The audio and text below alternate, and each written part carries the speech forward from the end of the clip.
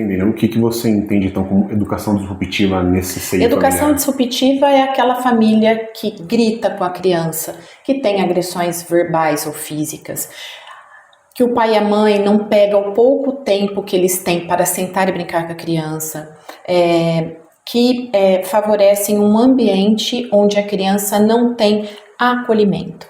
E quando a gente pensa assim, mas todos os pais precisam trabalhar. Realmente, hoje a gente vive num mundo que não dá para um pai chegar em casa e brincar o dia inteiro com o filho. Ele precisa trabalhar, a mãe também.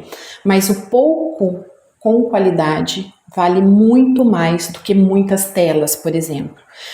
Não estou aqui para julgar quem dá tela, mas a gente sabe que hoje a gente está vivendo uma sociedade que está vinculada inteiramente à manipulação de telas, seja iPad, seja computadores, jogos e celular, e isso tudo faz com que a criança perca a qualidade de vida.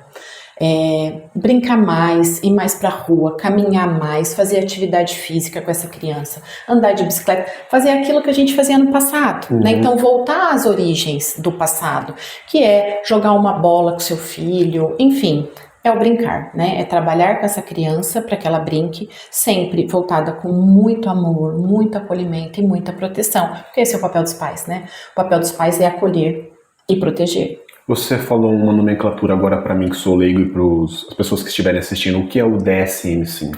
Desculpa. A DSM-5 é um manual dos transtornos mentais. É um compilado de critérios diagnósticos para todos os transtornos mentais. Perfeito. Dentro do DSM, ele é dividido em capítulos, né? Então, eu tenho capítulos, por exemplo, de transtornos de humor. Eu tenho capítulo, por exemplo, de transtornos ansiosos, isso pensando em transtornos mentais de uma maneira geral. E aí, dentro dele, eu tenho um capítulo sobre transtornos de neurodesenvolvimento, que inclui deficiência intelectual, autismo, transtornos de linguagem, TDAH, transtornos de linguagem, no caso, entra dentro do transtorno de comunicação, e transtornos de comunicação social. Então, eu tenho vários transtornos que são relacionados ao neurodesenvolvimento. O que são esses transtornos de neurodesenvolvimento? São transtornos que acontecem no neurodesenvolvimento. Então, ele especificamente tem que acontecer quando a criança é bem pequenininha ainda. Você já começa a perceber quadros de autismo, por exemplo. Hoje a gente sabe, tem muitos estudos que mostram características ainda em bebês. Ele não é uma espécie de laudo, então? Não, é ele que vai favorecer o laudo. Perfeito. Tá? E ele dá uma maior assertividade na questão no diagnóstico, no caso. Na verdade, hoje, quando a gente pensa em qualquer transtorno mental, o diagnóstico é clínico, né? De observação. Ele rege os critérios clínicos observacionais para eu determinar se existe ou não um transtorno, tá? Muitas vezes, se eu fico em dúvida, é lógico que eu vou recorrer a outras avaliações complementares, mas é ele que determina os critérios diagnósticos para eu laudar TDAH, autismo e outros transtornos mentais de uma forma geral. Quais outros existem, doutor, além do DSM-5? Hoje, para a gente diagnosticar transtornos mentais, é o DSM-5. Ele é o padrão ouro. Sim, ele é o livro, o book que a gente usa para critérios diagnósticos. Tá? E a partir do momento que infere-se e faz esse diagnóstico, esse laudo, na hora de se fazer uma intervenção medicamentosa também, ela tende a ser mais assertiva?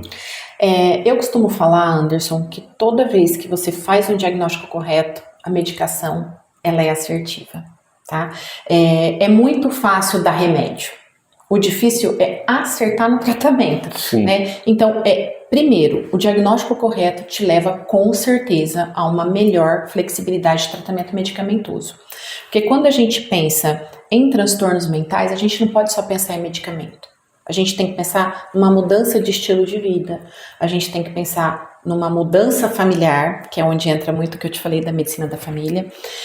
Eu preciso pensar em terapias conjugadas, tá? Seja só psicológica, em caso de transtornos mentais específicos, ou dos transtornos de neurodesenvolvimento, onde eu preciso dar um suporte terapêutico amplo, né? E não só em consultório, mas um suporte terapêutico dentro do lar, dentro da escola, estendendo todas essas terapias no sentido de orientação para todos os ambientes que a criança está inserida. Que é basicamente criar um ambiente o mais favorável possível. Exatamente, um ambiente onde essa criança possa se desenvolver melhor.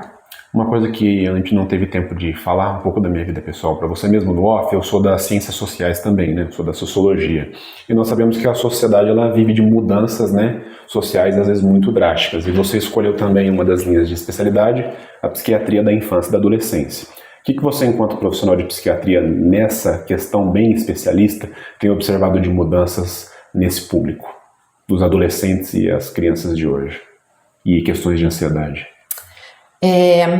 Eu vejo muito que esse abuso de telas tem favorecido demais para os transtornos, principalmente ansiosos, tá? Eles colaboram.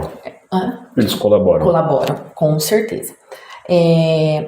A competitividade que as telas trazem em redes sociais pioram muito os transtornos de humor na adolescência.